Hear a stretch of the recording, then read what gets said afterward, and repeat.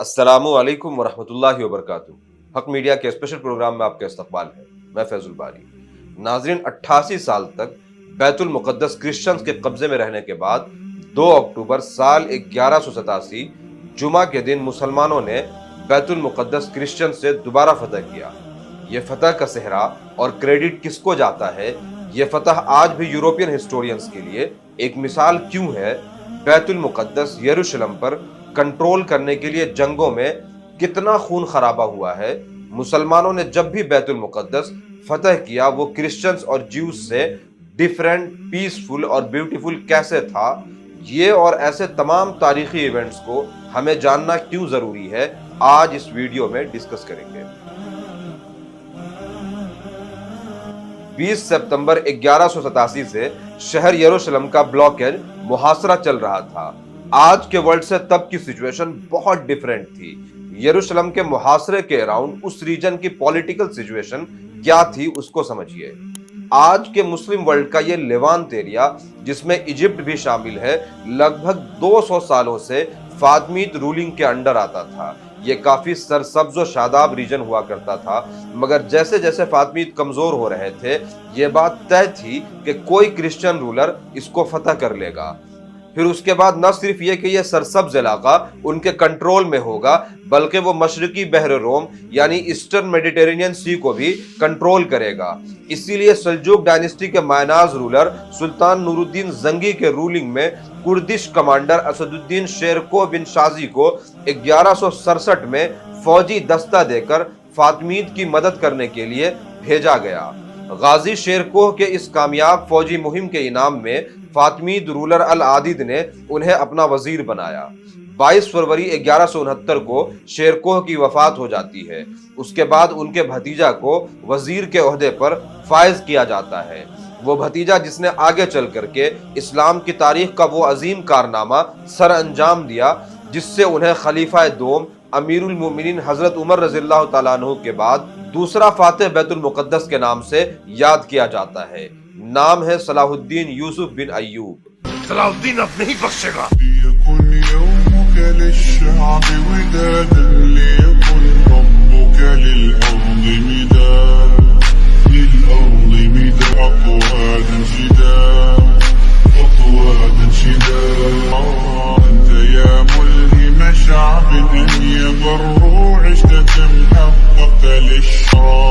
एक तरफ फातमीद कमजोर होते गए और 1171 में आखिरी रूलर अल आदिद की मौत होने के बाद यह एम्पायर आपसी इंतशार के बाद तकरीबन खत्म हो गई।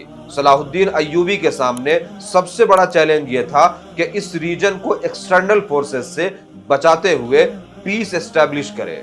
सलाहुद्दीन ने इजिप्ट में बगावत को खत्म किया, फिर यमन फतह किया। नॉर्दर्न अफ्रीका और लेवांत एरिया के हुज्जाज के लिए मक्का और मदीना के सफर को सेफ और सिक्योर किया और मुसाफिरीन के लिए तमाम टैक्सेस खत्म कर दिए, जिसके वजह से मुस्लिम वर्ल्ड में उनकी पॉपुलैरिटी बहुत बढ़ गई। फिर 1174 में सुल्तान नूरुद्दीन जंगी के वफात के बाद बिखरते हुए जंगी एम्पायर को अपने कंट्रोल में लेते हुए सीरिया फतह किया। सलाहुद्दीन ने अपना बैत यानी अलीजेंस अब्बासी खलीफा अबू मोहम्मद हसन इब्न यूसुफ अल मुस्तंजिद को दे दिया। बदले में सलाहुद्दीन को शाम, यमन, मिस्र और हिजाज का ऑटोनोमस लीडर मानते हुए खास लिबास, खास इस्लामी झंडा और हुक्मरानी की सनद के साथ साथ सुल्तान के टाइटल से नवाजा गया। खलीफा की तरफ से सुल्तान को एक बहुत ही बड़े और अजीम मुहिम की तैयारी का हुक्म हुआ और यहाँ से सुल्तान सलाहुद्दीन अय्यूबी one of the greatest mission of mankind में मशगूल हो गए। आपने बहुत ही स्ट्रेटेजिकली क्रूसेडर किंग्स से थोड़ी सी जंग और फिर पीस ट्रीटी करना शुरू किया, जिसकी शुरुआत सुल्तान ने 1172 में ही किंग ऑफ जर्मनी फ्रेडरिक बर्बरोसा से ट्रीटी के साथ ही शुरू कर दिया था। फिर आप अगले लगभग 10-12 साल तक मुसलमानों से ही जंग में मसरूफ रहे और स्लोली पूरे Egypt, Syria, Mosul, Aleppo, Yemen, Aden, Tripoli, Tunisia, northern Iraq और सारे जजीरे में अपना कंट्रोल एस्टेब्लिश किया। साथ ही इस पूरे रीजन में एक स्ट्रॉन्ग डिप्लोमेटिक नेटवर्क को भी स्टेबल किया। हिस्टोरियन जोनाथन फिलिप ने लिखा है कि मुस्लिम लीडर्स और रूलर से लड़ने और निपटने में सुल्तान को इतना टाइम लग गया कि लोग कहने लगे कि सुल्तान अपना मकसद भूल करके मुसलमानों से ही लड़ रहे हैं। मगर ये लोग नादान थे, क्योंकि उन्हें इस बात की समझ ना थी कि अगर ये लीडर्स को, रूलर्स को सर ना किया गया तो वो अपने थोड़े से फायदे के लिए कल को एक बड़े फैसला कुन जंग में क्रूसेडर्स की तरफ से लड़ रहे होंगे।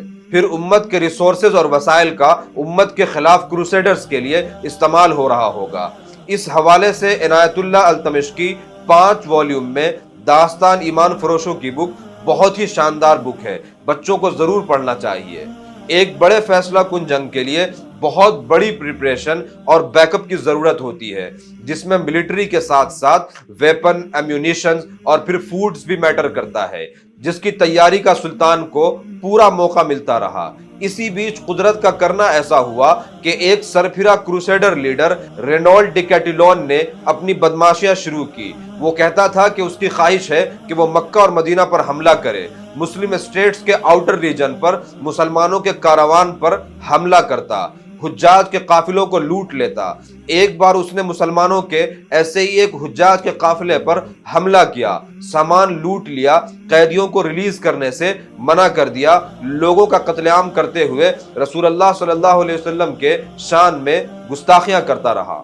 वो बुरनुस्कान लगाया ना मोहम्मदों को उदुओ यंसुरकुम, उन्हें तंज कीता तो बुलाओ मोहम्मद को तुम्हारी मदद करे। सुल्तान को जब इसकी खबर हुई तो बेचैन होकर उठकर खड़े हो गए और इसकी गुस्ताखी की सजा देने का इरादा कर लिया। आपने अपने लश्कर का रुख मोड़ करके क्रूसेडर्स की तरफ कर दिया और एक के बाद एक किला, एक के बाद एक फतुहात से हमकिनार होते गए, यहां तक कि 4 जुलाई 1187 को हैटिन के मकाम पर एक फैसला कुन जंग के लिए क्रूसेडर्स और मुसलमान आमने सामने हो गए। जंग में एक तरफ किंगडम ऑफ यरूशलेम, county of Tripoli, knights of Templar, principality of Antioch, knights of Hospitaller, order of Saint Lazarus, order of Mountjoy और भी बहुत से छोटे बड़े क्रूसेडर किंग्स, रूलर्स और नाइट्स थे। वही मुसलमानों की तरफ से सिर्फ सुल्तान सलाहुद्दीन अय्यूबी। ये जंग यरूशलेम फतह करने की सबसे मजबूत सीढ़ी थी। अगर मुसलमानों की तरफ से अकेले सुल्तान सलाहुद्दीन अय्यूबी और उनकी फौज हार जाती तो बैतुल मुकद्दस फतह करने का ख्वाब और दुनिया का नक्शा शायद बहुत अलग होता। मगर अल्लाह ने सुल्तान सलाहुद्दीन अय्यूबी को, उनके फौज को एक शानदार फतह दी। क्रूसेडर्स के बड़े बड़े किंग्स, रूलर्स और नाइट्स गिरफ्तार हुए, जिसमें गुस्ताखे रसूल रेनॉल्ड ऑफ कैटिलोन भी था। जहां सब किंग्स और रूलर्स के साथ इम्तियाजी सलूक किया गया, मगर उस गुस्ताख का गर्दन खुद सुल्तान सलाहुद्दीन अय्यूबी ने सर से अलग किया।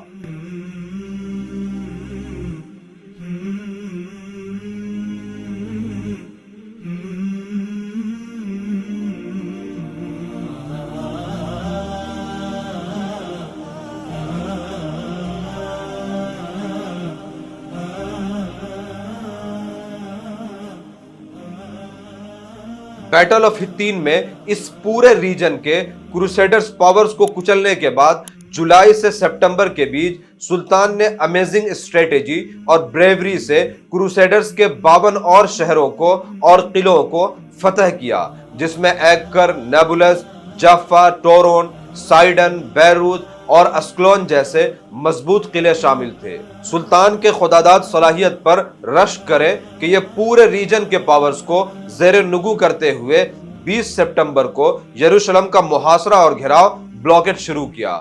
छोटी छोटी चपकलिश और झड़पें होती रही और वो वक्त दूर न था कि सुल्तान अपने आर्मी के शानो शौकत के साथ शहर में दाखिल होते, मगर फिर भी विजडम और दूर अंदेश इस्लाम का यह अजीम रहनुमा क्रिश्चियंस के नेगोशिएशन और पीस सरेंडर को एक्सेप्ट कर लेता है। No one will be harmed, I swear to God. The Christians butchered every Muslim within the walls when they took this city. I am not those men. I am Salahuddin. Salahuddin. Sources ये बताते हैं कि शहर में बच्चों और औरतों के अलावा 60,000 मर्द थे। यूरोपियन हिस्टोरियन स्टैनली लैन पोल ने अपनी किताब Salahuddin and the fall of kingdom of यरूशलेम में लिखा है कि क्रिश्चियन चर्चेज में जाकर के अपने गुनाहों को कन्फेस करके अल्लाह से मर्सी की, रहम की दुआएं कर रहे थे। किताब में उन्होंने आगे लिखा है कि खौफ का आलम यह था कि औरतों ने डर के वजह से अपने बेटियों के बाल काट दिए जिससे वो बदसूरत नजर आए और उनकी इज्जत बच जाए। असल में हर जमाने में यह ट्रेडिशन रहा है कि कोई भी शहर जीतने के बाद फातेह लश्कर शहर को तबाह बर्बाद कर देती है, औरतों की इज्जत लूट लेती है।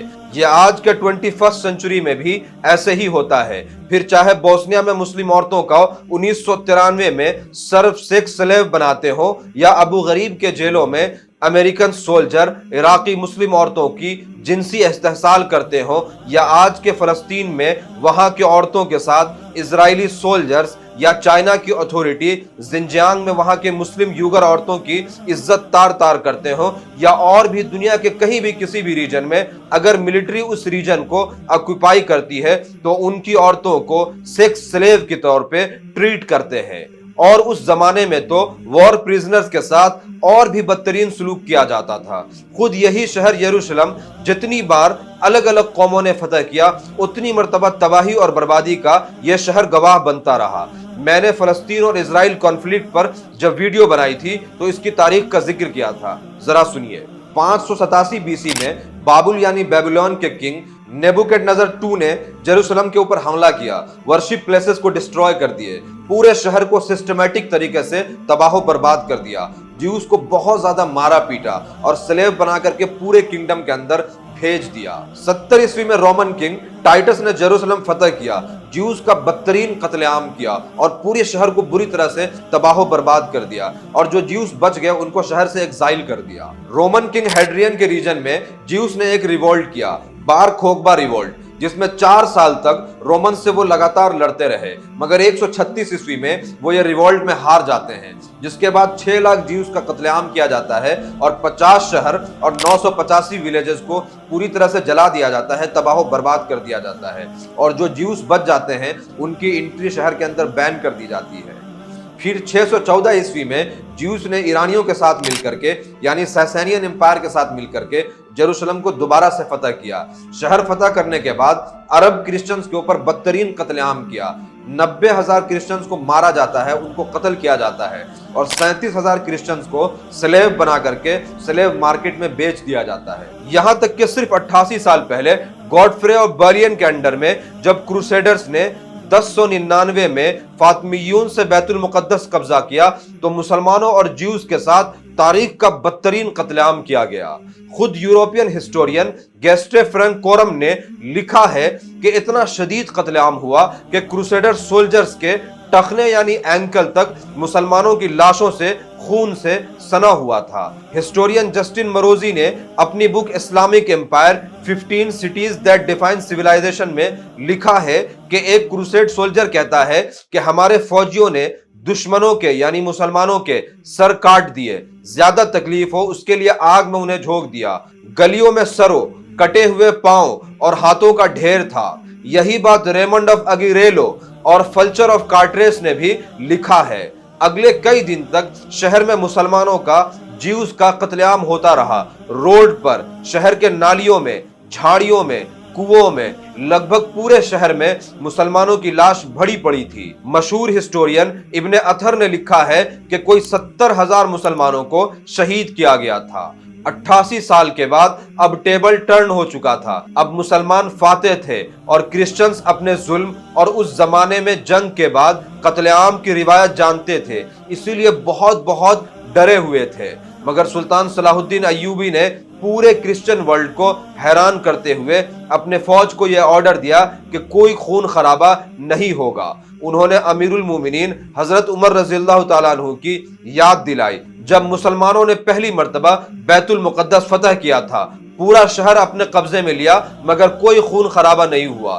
सुल्तान सलाहुद्दीन अय्यूबी ने रसूलुल्लाह सल्लल्लाहु अलैहि वसल्लम के फतह मक्का की वो सुन्नत याद दिलाई कि जब पूरा मक्का डरा हुआ था कि आज पता नहीं क्या सलूक किया जाएगा, क्योंकि अहले मक्का ने उन्हें उनके घरों से निकाला था। लगभग सेम सिचुएशन थी। वहां रसूलुल्लाह सल्लल्लाहु अलैहि वसल्लम फातिह की हैसियत से मक्का में दाखिल हुए। लोग डरे हुए थे मगर आपने सबको अमान दी, कोई कत्लेआम नहीं हुआ। यहाँ भी यरूशलेम के लोग डरे हुए थे, उन्हें भी अपने जुल्म याद थे, मगर सुल्तान और मुसलमानों की फौज शहर में दाखिल हुई, कोई सजा कोई कत्लेआम नहीं हुआ। तारीख इस्लाम में शाह मोइनुद्दीन अहमद नदवी ने लिखा है कि दौलतमंद क्रिश्चियंस ने अपने खुद गर्जी के वजह से पुअर क्रिश्चियंस की एक बड़ी तादाद को बेसहारा छोड़ दिया। मतलब वो अपना रैंसम और फिदिया अदा करके अपनी दौलत लेकर खुद तो आजाद हो गए और पीछे गरीब क्रिश्चियंस को बेसहारा छोड़ दिया। ऐसे में सुल्तान सलाहुद्दीन अय्यूबी की ग्रेटनेस देखें। हिस्टोरियन मैल्कम कैमरोन लियोन ने अपनी book Saladin the politics of the Holi Wars में लिखा है कि ट्रीटी में जो रैंसम अमाउंट फिक्स हुआ था, कुछ गरीब क्रिश्चियंस न दे सके तो सुल्तान ने अपनी तरफ से उनके लिए वो कीमतें अदा करके उनको आजाद करा दिया। फिलिप्पी डोविंटो ने अपने research paper Saladin's Christians hostages and prisoners, hangman और जेंटलमैन में लिखा है कि सलाहुद्दीन ने अपनी तरफ से फिदिया देकर 20,000 क्रिश्चियंस आजाद कराए थे। इतना ही नहीं, तारीख इस्लाम में लिखा है कि सुल्तान के भाई मलिक अल आदिल ने सुल्तान से 1000 क्रिश्चियंस स्लेव लेकर के उनका रैंसम अदा करके, उनका फिदिया अदा करके उन सबको आजाद करा दिया। बहुत से ऐसे नोबल और रॉयल फैमिली से क्रिश्चियंस थे जिन्हें बिना किसी फिदिया लिए, बिना कोई रैंसम लिए आजाद कर दिया गया, शहर से जाने दिया गया। जैसे बाजेंटाइन की क्वीन जो एक सन्यासी लाइफ जी रही थी, इसके अलावा सिबेला जो क्वीन ऑफ जेरूशलम थी, और किंग गाई की वाइफ, और भी बहुत सारे रॉयल और नोबल फैमिली के लोगों से बिना फिदिया लिए उन्हें जाने दिया गया। सुल्तान ने शहर से जाने वाले क्रिश्चियंस को लूट मार से बचाने के लिए अपनी आर्मी के कई सारे मुहाफिज दस्ते भेजे जो इन क्रिश्चियंस को प्रोटेक्ट करते हुए क्रिश्चियन स्टेट तक पहुंचा देते। रहमदिली और सखावत की ऐसी मिसाल पेश की कि यूरोपियंस आज भी सुल्तान और उनके आर्मी के गुणगान को मजबूर है। इसीलिए शायद नॉर्वे जैसे कंट्री में 2020 से सलादीन डे सेलिब्रेट किया जाता है। ब्रिटेन के रॉयल नेवी ने तो फर्स्ट वर्ल्ड वॉर में एक फाइटर प्लेन को HMS सलादीन नाम दिया था। इतना ही नहीं, ब्रिटेन आर्मी ने 1959 से 1994 के बीच अपने एक आर्मर्ड कार को सलादीन का नाम दिया हुआ था। सुल्तान सलाहुद्दीन अय्यूबी एक ऐसे ग्रेट अमेजिंग पर्सनालिटी थे कि हॉलीवुड ने भी जब द किंगडम ऑफ हेवन बनाई तो एक बार भी बुरा ना दिखा सके और बारहा उनकी ग्रेटनेस को दिखाते रहे। तारीख में शायद ही कोई ऐसा नाम हो जिसको उनके दुश्मनों में भी इतनी मकबूलियत मिली हो। यरूशलेम फतह हुआ 2 अक्टूबर 1187 जुमा का दिन था। इत्तफाक से अगली रात शबे मेराज की रात थी। सुल्तान और उनकी आर्मी फातिहीन के हैसियत से शहर में दाखिल हुए, अल्लाह के हुजूर सजदा किया और शहर को पाक करके फिर पूरे शहर को इस्लाम के रंग में, अल्लाह के रंग में ढाल दिया।